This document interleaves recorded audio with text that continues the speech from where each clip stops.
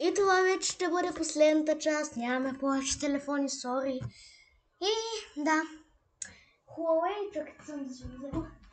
Huawei срещу Samsung Galaxy A13.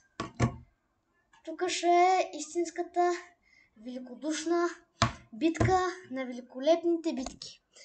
Това прозвуча малко грешно, но ето колко специално. 3, 2, 1, не бе.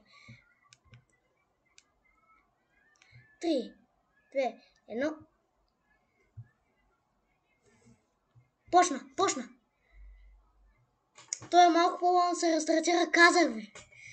Той е по-нов, той е 2023, той е 2021. Почва. Това ще е великодушна битка.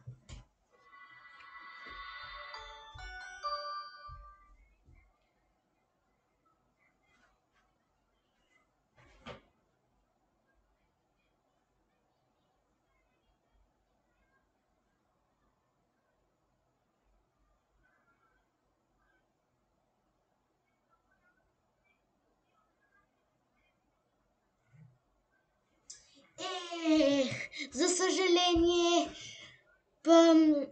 Huawei отново успя да спечели, но да видим Samsung какво ще направи, докъде ще стигне. Хайде бе, то Samsung няма ли вече да са... Бах ти бавния. Иначе беше по-бърз преди. Samsung Galaxy. Z Pro Icon. Не, това колко ще почакаме? Ехо, Samsung!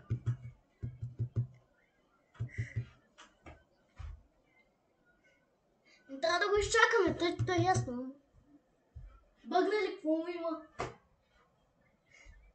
Ще го изчакаме. Той си продължи.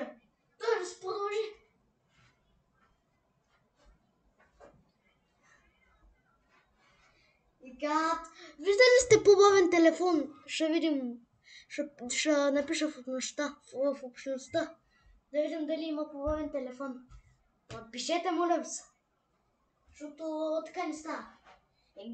Сето телефона през 100 часа се рестартира. Майко! Може да си хапна една баница, докато този телефон успее да се рестартира.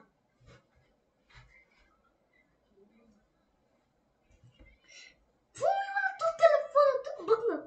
Нищо от 2023-та, ама... Слава на боговете най-сетне! Това беше за цялата поредица. Чао и до следващия видеоклип.